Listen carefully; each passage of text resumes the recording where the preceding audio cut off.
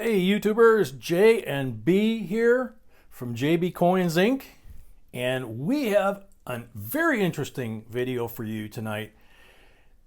Is there really a coin shortage? We all hear about it. We all go to the store and see the signs that say, sorry, there's a national coin shortage. It's been in the news.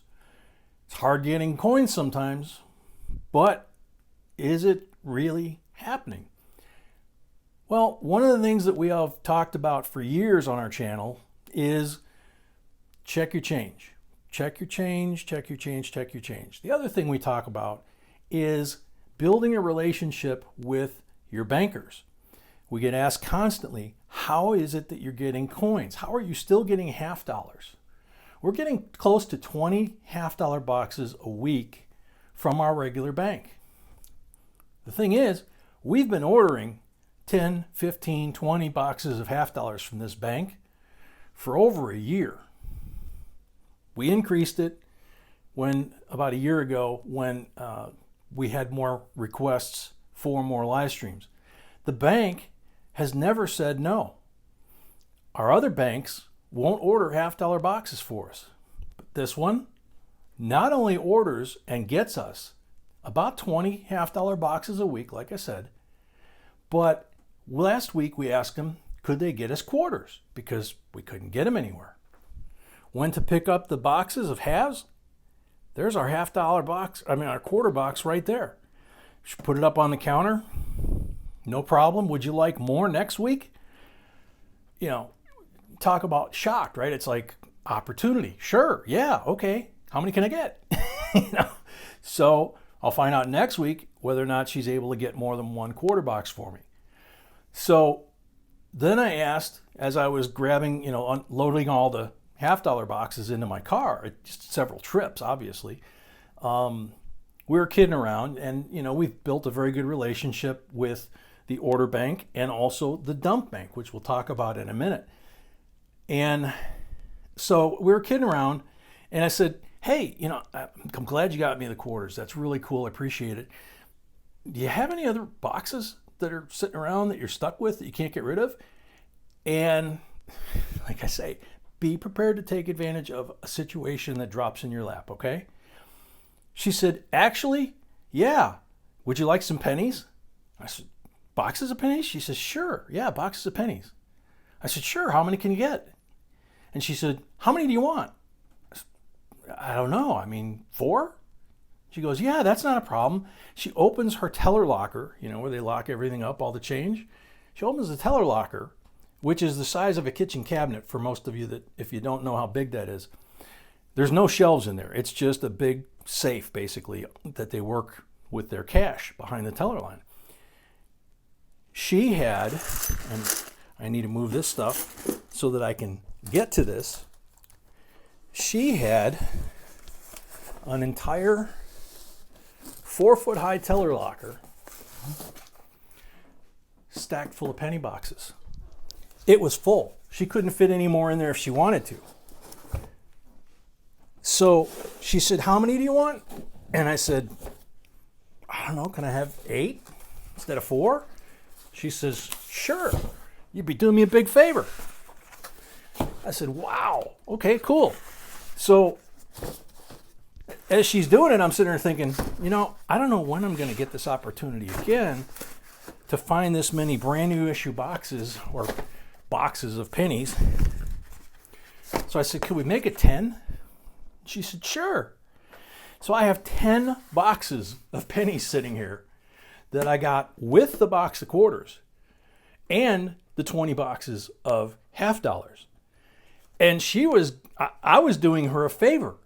I as calmly as I could, I loaded these things up, called my wife up. I'm like, sweetie, should I get another 10? She goes, no, that 10's enough. Okay, cool. So loaded these in the car, got the heck out of Dodge. Like I said, we'll see what happens when I go back to the bank this coming week after the holiday to get our next batch of halves. Never know what you're going to find, but that's what we talk about is don't be afraid to ask. And when I get to the dump bank, you'll see a very good example of why. But we haven't even opened these. I can zip a couple open real quick, see if they're circulated or new issue. They're circulated, this box is, which is kind of what I expect from this bank. They're a small regional bank. They don't do a lot of volume, which is interesting that they just continue to get these large quantities of boxes for us. But I mean, you can see it's all circulated coin, right? So, but I've got 10 boxes. Yeah, it's $250, but heck, $1/2 boxes or $1/4 box is $500. So I'm going to go through these later. I just wanted you guys to see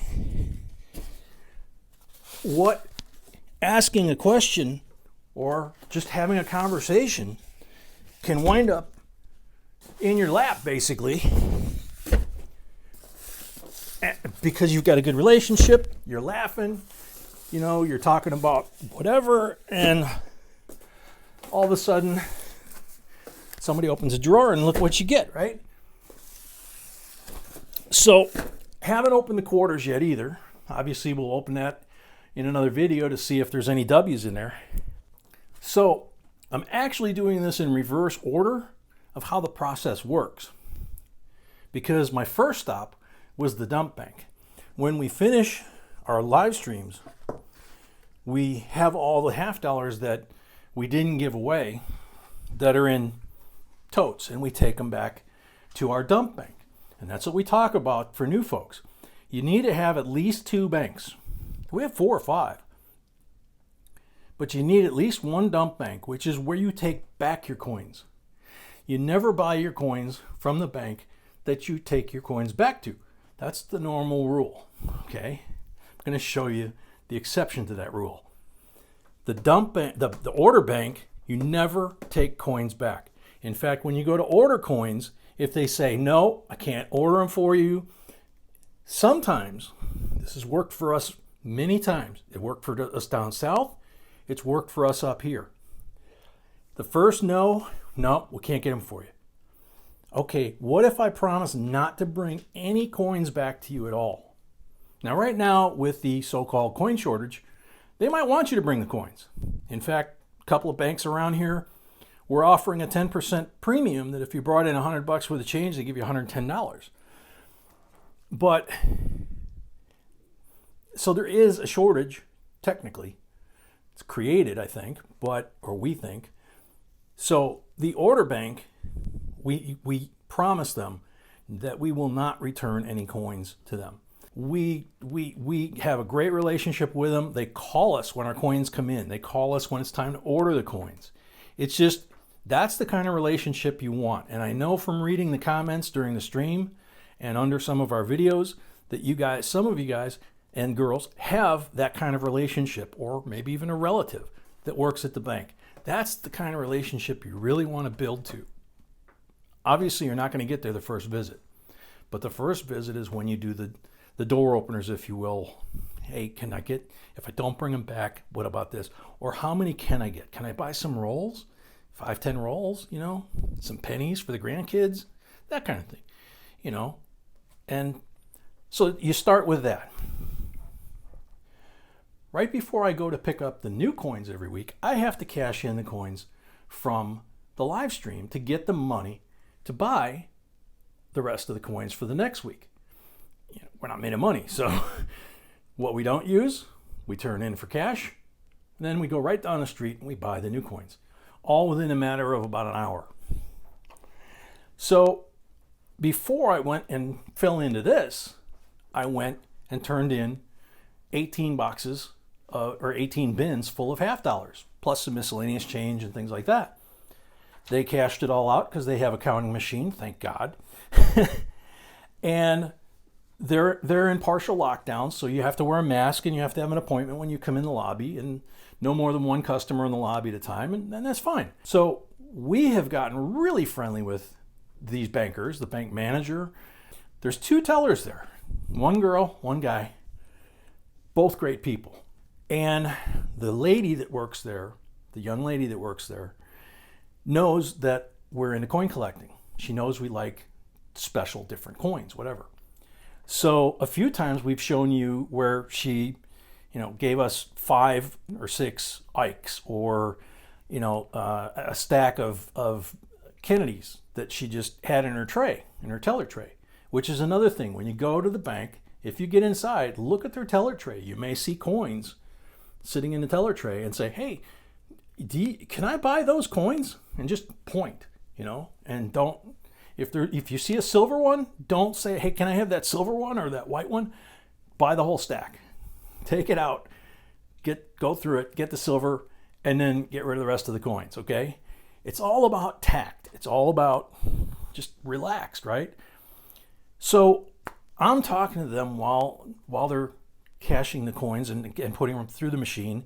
The guy was doing it. I'm talking to the girl, and I said, so, do you have any special treasure for me this week?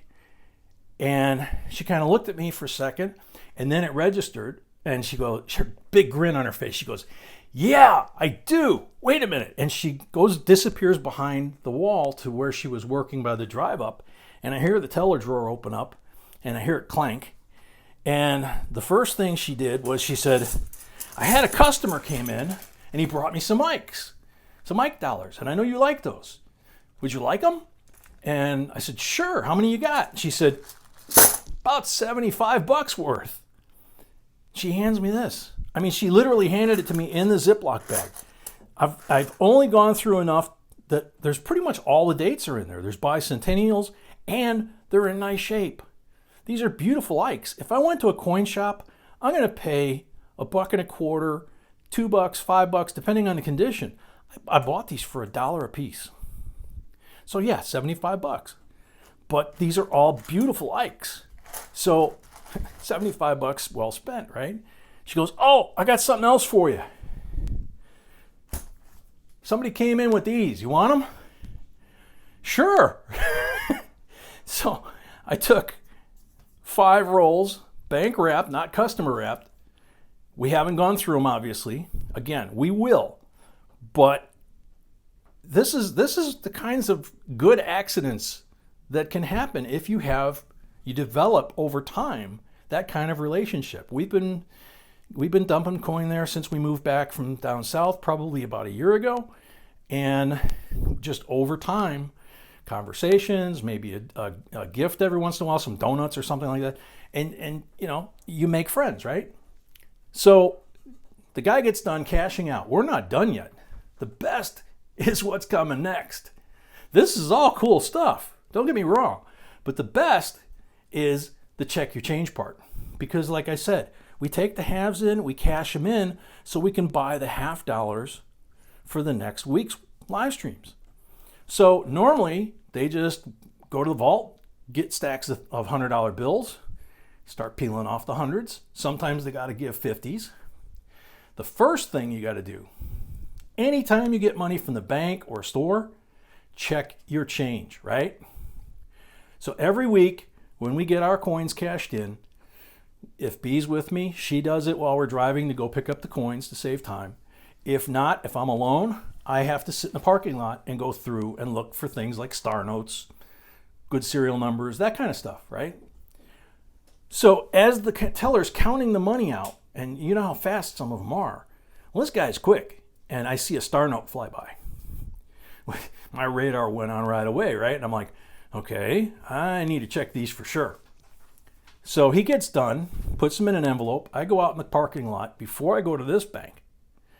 And I'm talking to B on the phone, and I'm going through the serial numbers. I find 2 star notes. Serial numbers weren't great, but the star notes were $100 bills and crisp condition. So they're worth more than $100 each. So we pull those out. Then I get further into the stack and about had a heart attack. Nice crisp $100 bill, 2013 series, 4 digits on the serial number, 4 zeros and 1917. And it's absolutely perfect. No folds, no creases, no bent corners, nothing. What do you think this thing might be worth? I brought this home. I didn't say a word to B. and I put it on the table and I said, "Sweetie, you need to come take a look at this bill." And she just was like, "Holy cow," and immediately put it in this holder to protect it.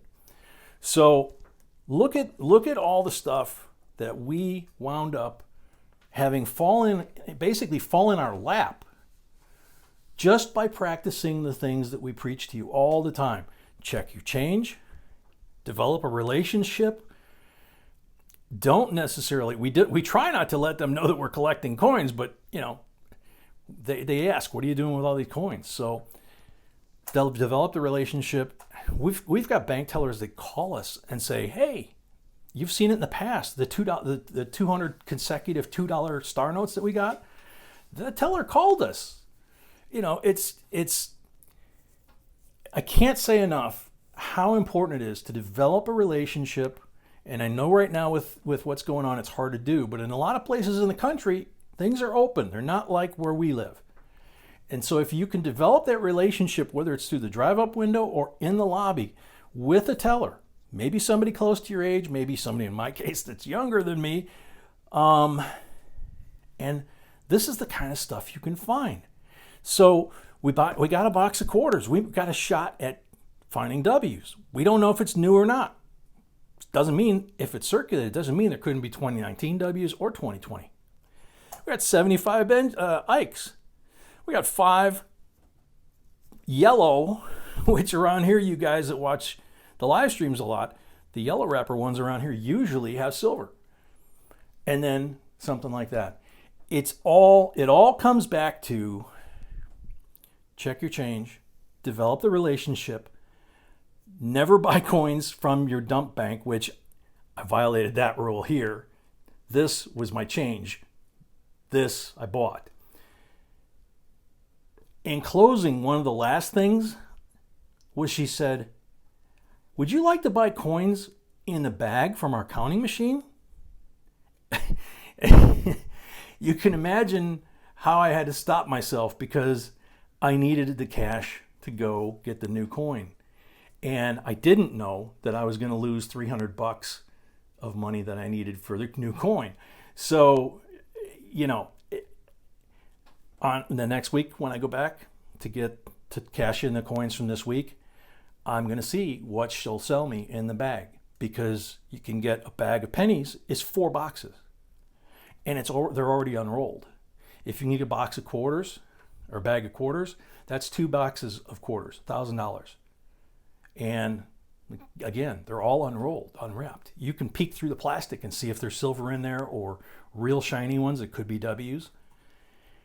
All of that stuff goes back to check your change, build your relationship. Don't go quiet. Keep asking questions. Keep the conversation going. If you spot something, look around. If you spot something, ask a question. Don't be afraid to ask that question. If I hadn't asked this bank about did they have any other boxes that they were stuck with that somebody didn't pick up, I would have never seen those pennies.